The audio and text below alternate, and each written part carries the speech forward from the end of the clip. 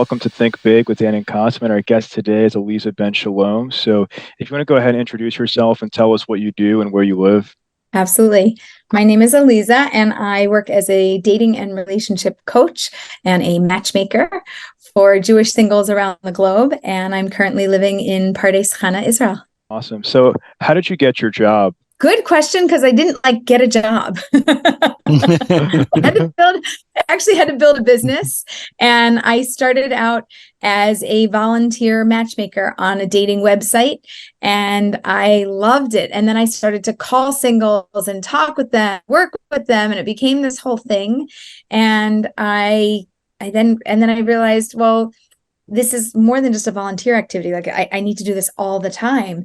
And there's not a degree for matchmaking, and B, there's no center to go get a job in matchmaking. So I was motivated to build my own business and to be able to help people in a really meaningful way and to do it consistently and regularly. That's awesome. So I guess as of right now, what does a typical day look like for you? Calendar. Right now, my typical day is really busy.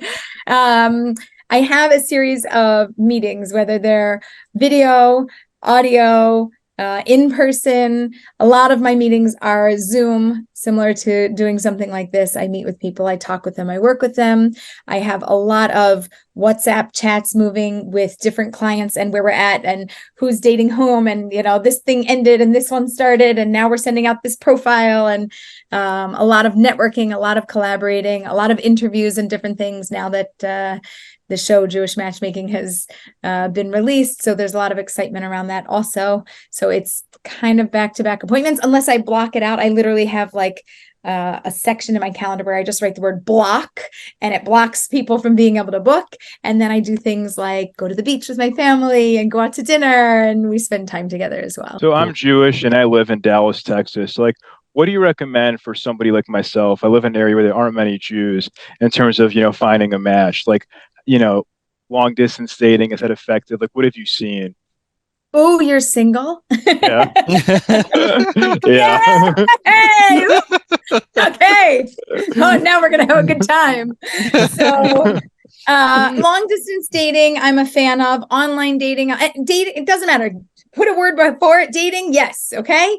If it involves dating and helping somebody to find love and build a relationship that's going to last a lifetime, I'm in. I'm very excited to do those things. Long distance can work, but you should have some basic guidelines. And I have a book called Virtual Dating, which was released during the pandemic. And it talked more than long distance was virtual, meaning I don't even know when we're going to see each other. It's not just a matter of being long distance. And that was something that I really helped people through. So yes, we can do long distance dating, but probably, even though you think that you've searched your whole world and your whole network where you live, it's not true. You probably didn't do what I would do. And I can help you do it better, either by a Be Your Own Matchmaker course, which we have, which will teach you how to do what we do, but to do it for yourself, kind of like the DIY matchmaking course. Or we can actually be your matchmaker, and you can sign up and either do the base option of online dating and things like that, where we have 500 matchmakers that we're interconnected with that set people up, or we have VIP matchmaking, and that's on the higher end of things, but we literally just set people up for a living. So what do you think in terms of, for example, I'm an entrepreneur and, I have a different business, having somebody that you're married to that also runs a business, is that something that you think is effective, or running the same business, and working together? What have you seen in terms of successful matches from that standpoint? So you could totally ask my husband. We started out doing another business together, which was the business that he was running, which was in interior design, blinds, shades, draperies. And we were doing that together for a couple years. And some couples work very well together and it's an amazing match. They're an amazing match professionally and personally. And other couples, it's nope, you go to work in the morning, boom, see you later. And that's how it is. He and I have always been entrepreneurs, always worked from home or within our local community. So we weren't very far from each other.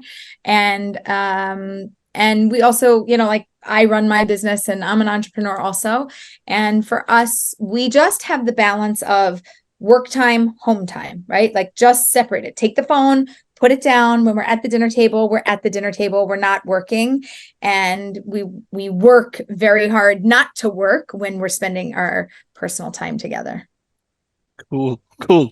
So, will you let me know? By the way, we have a complete different relationship. Like, Daniel is from Dallas. I'm from Pakistan, Lahore. He's Jew. I'm Muslim. So, but our partnership is going really well. So, will you let me know, please? What's the concept of soulmate? I'm married. Daniel is still single, so that's why I want to know about it. Okay, fantastic. We also have Muslim, Christian, Hindu matchmakers all in our network. Yep. So you don't have to worry. We always can help anybody. We can at least be a matchmaker to find your matchmaker, but you're good. I'm glad you're married. So in terms of soulmate, the way that I would explain the Jewish concept of soulmate is that you look into the world, you basically say to everybody, no, no, no. You finally find somebody and go, yes, you're the one. I pick you. You're for me.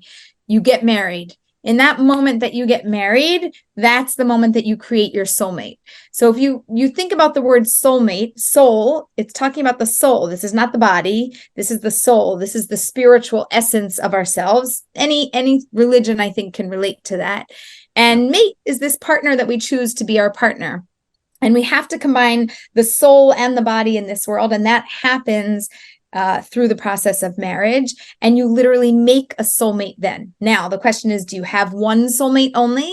So the rule goes like this. You can only have one soulmate at a time. Although I know some religions hold by having multiple wives, and that's a different story. That's for somebody who's an expert in that area.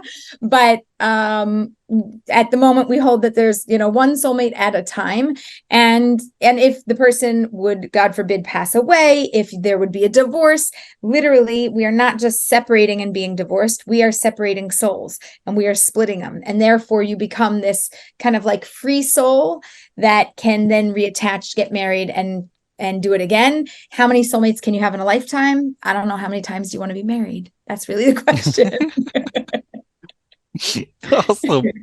Awesome. So, what's the role? What role does technology play in your business? Technology, modern day in matchmaking, is huge. It is extremely helpful. And I think it's a tremendous resource when it's used the right way. Everybody's heard of apps and swiping and trying to find somebody. Apps make very good matchmakers. The problem is that people themselves who are doing the swiping aren't always a good matchmaker. So you really have to be trained how to use the technology to your greatest advantage so that you can get the right types of matches and that you can build good relationships with the right types of people. Other times, technology, people have a very high rate of burnout because they don't use technology appropriately. So the same way that if you use your phone, watch television, or you're on technology too much, right? Why do we have the whole blue light and the screen and the glasses and that? Because our eyes get fatigued. Well, the same way our bodies and our souls get fatigued from trying to find our soulmate and deal with the process. So if you balance it and you do it properly, technology can be your best friend and your best matchmaker. If you don't balance it, it's a problem. And for us as matchmakers, we use databases, we collaborate with other matchmakers, even base things like WhatsApp. We have conversations, we're using Facebook and social media, and we're connecting with people. For us, technology made the world so much smaller and so much easier to do matchmaking, or easier to at least find more appropriate matches. Great. So, by the way, I'm a tech guy, and most of my questions are tech related. So, please pardon me about it. So, nowadays, I have a lot of interest in AI. So, I just wanted to know, like, have you ever thought about implementing AI to maximize the efficiency in your business? Yes, absolutely. So you might like this because you're a tech guy. I think that you'll appreciate this. There's AI, which is the artificial intelligence, and there's what I like to call YI, which is your intelligence. And I don't mind that we use AI as long as we don't delete and get rid of YI. As soon as you take out you, the essence of who you are, what you know, and how you go about finding your person, it starts to be problematic when we just use an algorithm to do the base. It still can do a lot more than I, as an average human, can do in a fraction of the time. So there's a very strong place for AI, and I value AI tremendously, and especially modern AI, which is adaptive and learns and self-corrects to who I am. But I have a certain system that's called Soulmate Clarity, and it specifically will help you to figure out, is this your person? Is this not your person? Yes or no? Or do you need more data? And if you need more data, what do you need? And my whole system will tell you that, but it's all based on why.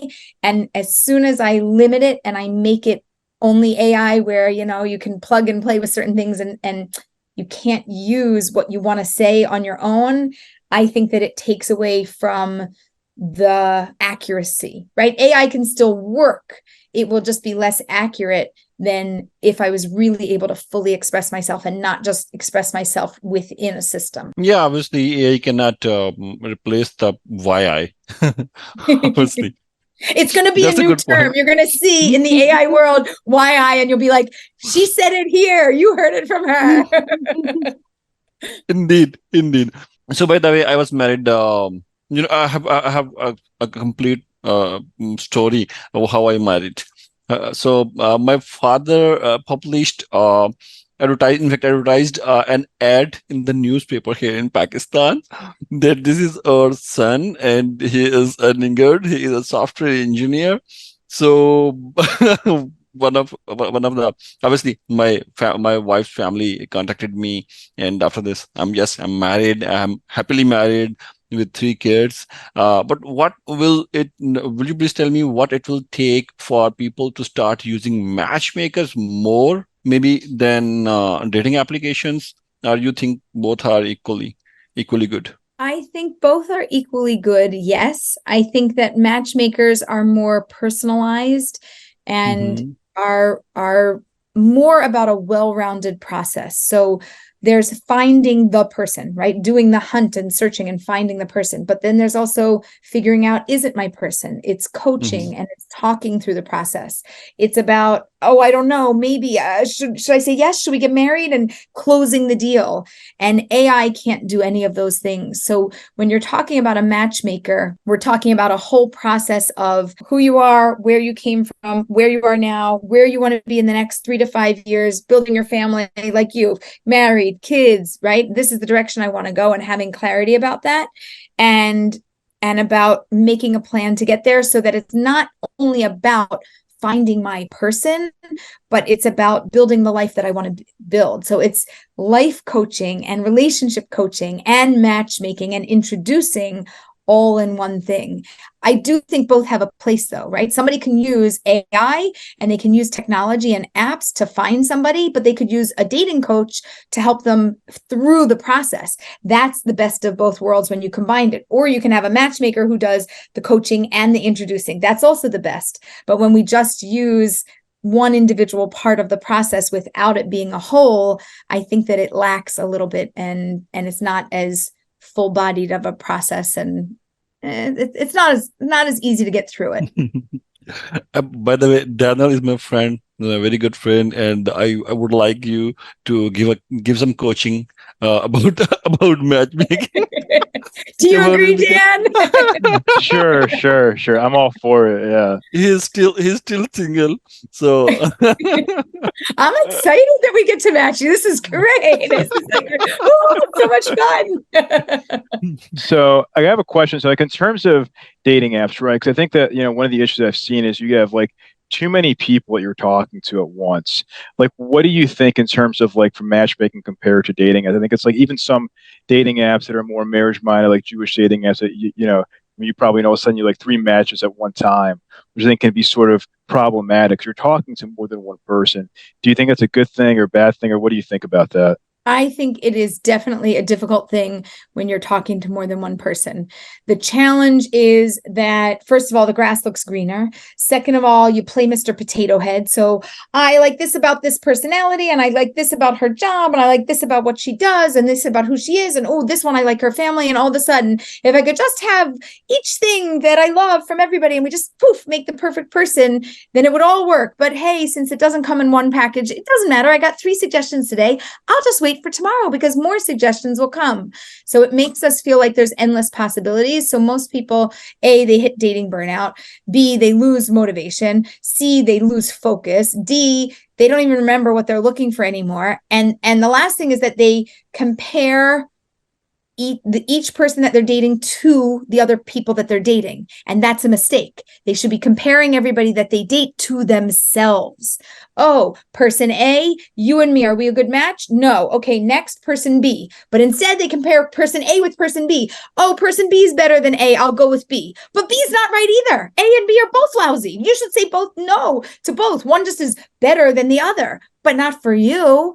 And so when you do date multiple people and you're talking to people, that's what happens.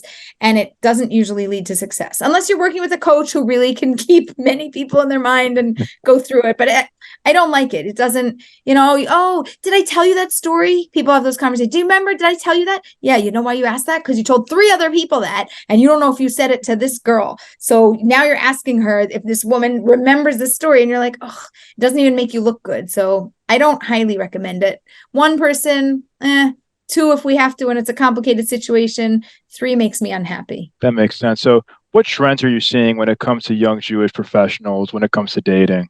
What was the first thing? What trends are you seeing when it comes? Trends. Trends. Trends are a good question.